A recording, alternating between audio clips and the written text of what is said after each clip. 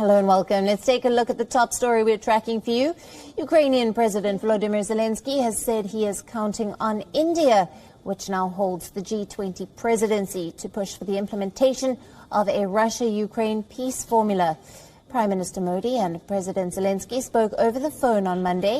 In the fourth phone conversation this year, Zelensky congratulated Modi on the presidency of the G20, saying it had a key role to play in implementing peace between Russia and Ukraine.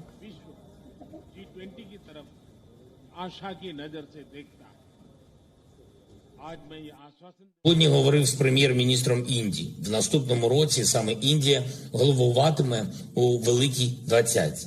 Побажав пану Моді плідного головування, причому плідного не для когось окремо, а для усіх у світі, хто цінує мир.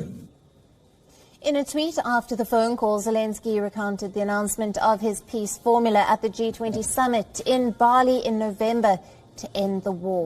He said he now counted on India's participation in its implementation as the G20 chair in 2023. The Zelensky-Modi conversation is significant as India begins a series of meetings to finalize the agenda for the summit that is expected in September of 2023. Prime Minister Modi conveyed India's support for peace efforts while reiterating a call for immediate cessation of hostilities. Zelensky's 10-point peace plan had included ensuring radiation and nuclear safety, food and energy security, the release of prisoners and deported persons, and the implementation of the UN Charter with restoration of Ukraine's territorial integrity.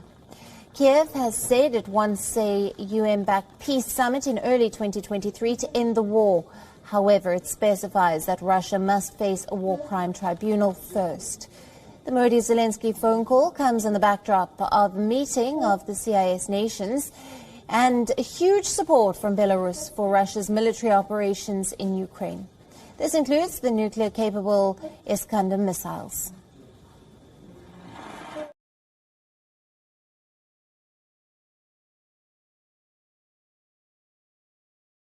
Russia Ukraine की वार को रोक सकता है?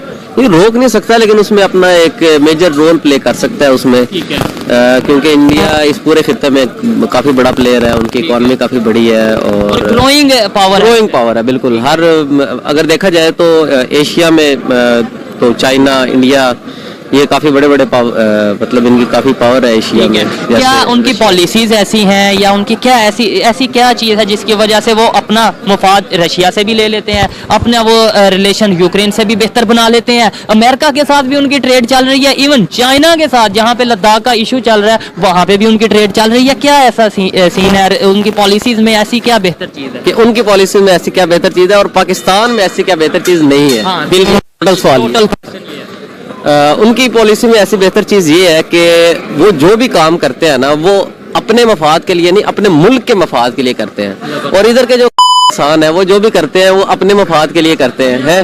वो ये देखते हैं कि सबसे पहले मुल्क के लिए तो कोई सोचता ही नहीं है। और जो फॉरेन पॉलिसी बनती है वो बनती है फॉरेन आपकी जो है क्या कहते हैं, इंटरनेशनल रिलेशन को देखते हुए बनती है। और इधर जो भी फॉरेन पॉलिसी बनाता है वो फॉरेन मिनिस्टर बनाता है, ठीक है, उसके अंडर जो भी मिनिस्ट्री आती है वो मिलजुल के बनाती है। और इधर जो भी बनाते हैं वो आ जाती है। मतलब नॉन पॉलिटिकल, हम किसी का नाम नहीं लेंगे तो वो ज्यादा बेहतर होगा, किसी पार्टी का नॉन पॉलिटिकल फैक्टर एस्टेब्लिशमेंट होगी। ये सारे हमारे नासिर हैं, वो तो जैसे मैं पहले बता रहा हूँ एस्टेब्लिशमेंट का हमारे सियासी अदम इस्तेहकाम में बड़ा अहम किरदार रहा है। चाहे हम किसी का डायरेक्ट नाम लेने से बेहतर ये है कि 1971 का वाकया देख लें, जिस किस्म का वाकया भी देखें तो हमारा सियासी अदम इस्तेहकाम रहा है। वो ऐसे फैक्टर्स जिनका पॉलिटिक्स के साथ डायरेक्ट लिंक नहीं है वो इन्वॉल्व होते हैं तो नहीं, एक तो ये भी है ना। और जैसे हमारे ऊपर जब भी हम कोई इंटरनेशनल इंडिपेंडेंट पॉलिसीज बनाते हैं ना, तो हमारे ऊपर इंटरनेशनल प्रेशर आने लग जाता है। क्यों आने लगता है इंडिया पर? वो देखें, रशिया से जब उन्होंने, इंडिया वालों ने बोला कि हम ऑयल लेंगे तो यूएस ने बोला आप ऑयल नहीं ले सकते, सैंक्शंस लगी, उन्होंने फिर भी ऑयल लिया। प्रेशर तो उन पे भी आया लेकिन उन्होंने लिया। इसका मामला ये है ना कि हम प्रेशर फील नहीं करते, प्रेशर फील करते हैं और वो प्रेशर फील नहीं करते। वो मुशर्रफ के बारे में आ रहा था कि जब 9/11 का वाकया हुआ तो उसके टांगे कांप रही थी, और जब एबटाबाद में आकर उसामा बिन लादेन को मारा गया तो आसिफ अली जरदारी जाकर शुक्रिया अदा कर रहे थे। कंग्रेचुलेशन बोल रहे थे कि जी आप हमारे मुल्क के अंदर आकर अमेरिका के ड्रोन हमला हुआ है, कौन सी इंटरनेशनल कंट्री है जो अपनी हदूद में आके किसी को हमला करने की इजाजत फिर पता भी ना चले, मतलब अटैक होने के बाद पता चले मीडिया पे आए कि जी और ऊपर से शुक्रिया अदा कर रहे हैं। देखिए ये हम लोग जितने भी हैं हम उनके नीचे गुलाम बने हुए हैं। वो जैसे हमारे इमरान खान साहब कहते हैं कि गुलाम बने हुए हैं, गुलाम हम ज़हनी तौर पर बन गए, ज़हनी तौर पे बने हैं। कैसे बेहतरी आएगी? देखें ठीक है, क्रिटिसाइज किया थोड़ा सा आपने, थोड़ा मैंने, थोड़ा हमने, अब हम बेहतरी की बात करते हैं। अगर इंडिया बेहतर अपना लाइन पर चल रहा है, उनकी पॉलिसीज बेहतर है, वो क्यों है ये बता दें, और हम कैसे बेहतर हो सकते हैं? हमें सबसे पहले अपने आप को एक सिमत के अंदर ना तयन करना होगा कि हमने किस मंजिल की तरफ जाना है। इसका मतलब यह है कि सबसे पहले हम अपने जितने भी हमारे पॉलिसीज बनाने वाले हैं, सबसे पहले अपनी पॉलिसीज को तय करें कि हमने किस जाना कहाँ है, हमारी पॉलिसीज के जो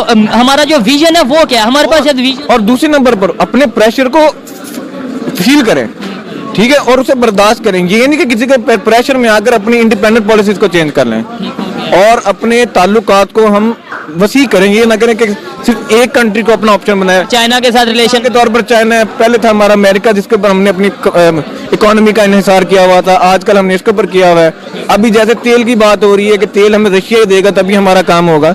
ये रशिया ने, मैं आपको बता दूं, शायद आपको पता हो या नहीं, लेकिन उन्होंने भी ये बोला कि भाई हमने पहले ही जो ऑर्डर पकड़े हैं, इंडिया का ऑर्डर लिया है या जो जो ऑर्डर पकड़े हैं, हम पहले उनको क्लियर करेंगे, उसके बाद अगर बचा तो हम आपको दें। तो लाजमी बात है ना, उन्होंने भी तो अपनी इंटरनेशनल पॉलिसीज देखनी है ना। अब जब सियासी हमारे मुल्क में सियासी अदम इस्तेहकाम होगा, एक पार्टी आके कह रही है कि हमने तेल लेना है और दूसरी कह रही है कि हमें ऑफर ही नहीं हुई, तो ये तो बात नहीं। हत्ता कि उनके जो से हमारे यहाँ पर उनके एम्बेसडर हैं, उन्होंने कंफर्म किया था कि हमसे बात हो रही थी। अब इख्तलाफात तो यहीं से आ रहे हैं। या इंडिया की पॉलिसी की बात कर रहे थे, कोई ऐसी पॉलिसी, एक या दो पॉलिसीज बता दें कि यार उनका विजन बेहतर है, या उनके पॉलिटिशियंस बेहतर हैं, या उनकी पब्लिक में अवेयरनेस आ चुकी है, उनकी पब्लिक को पता है कि अब हमने कौन सी किस पार्टी के साथ किस डिसीजन पे खड़े होना है, किस पे नहीं होना। क्या वजह है कि वो डिसीजन बेहतर से बेहतरीन लेते जा रहे हैं, और उनकी जो इकॉनमी भी बेहतर हो रही है, और उनकी इंटरनेशनल लेवल पे जो उनका एक फेस है वो बहुत बेहतर। नहीं, मैं इंडिया की एक चीज के ऊपर बड़ी खूबसूरती की बात करूंगा कि उनकी जब वो अपनी हुक्मरानों को चूज करते हैं ना, अपने पॉलिटिकल लीडर्स को, तो वो अपने अंदरूनी मामला को खत्म कर देते हैं। मिसाल के तौर पर जब इलेक्शन होगा तो मोदी को वोट सबसे ज्यादा मुसलमानों ने डाला था और बाकियों को भी डाला गया, पर बात यह है कि जब वो इंटरनेशनली होंगे तो ज्यादातर बाकी है, पर अंदर अपने यहाँ पे कंट्री की बात आती है, अपने मुल्क के अंदर उनकी आरएसएस आइडियोलॉजी चल रही है। चाहे गुजरात का वाकया हो, चाहे उत्तर प्रदेश हो, चाहे साउथ पंजाब हो, हर जगह बगावत है, मिसाल तो लड़ाई झगड़े हो रहे हैं। नहीं, इश्यूज हैं वो तो, हाँ देखिए इतना बड़ा कंट्री है, इश्यूज तो होंगे। आप में देखें खालिस्तानी तहरीक कितनी ज्यादा तेजी पकड़ी हुई है, लेकिन मुझे नहीं लगता कि उसको उस तहरीक का, उस जो एक उनकी एक वो है, उसका कोई फर्क पड़ेगा। फर्क तो बहुत पड़ता है। देखिए ना, जब कोई एक मुल्क अदम इस्तेहकाम की तरफ जा रहा होता है तो इंटरनेशनल लोग उसके ऊपर प्रेशर करते हैं। इंडिया के कितनी टोटल स्टेट्स हैं? तकरीबन 30, 35, 40 के करीब स्टेट्स हैं, तकरीबन 28 के करीब हैं, ठीक है 28 हैं। और अगर उसमें से एक दो स्टेट में कुछ इशू होता है, पाकिस्तान की टोटल कितने सूबे हैं? पाकिस्तान के तो 4 सूबे हैं, चारों में सब में मसाइल हैं। यही तो ना हमारे अंदर अदम इस्तेहकाम लोगों के अंदर डाला गया है, और ये हमारे अंदर बिल्डिंग डाला गया है कि फलां ऐसा है, फलां ऐसा है। हमने सबसे पहले एक तो अपनी आइडियोलॉजी को तय करना है, पहले खुद की आइडियोलॉजी को कि हम हैं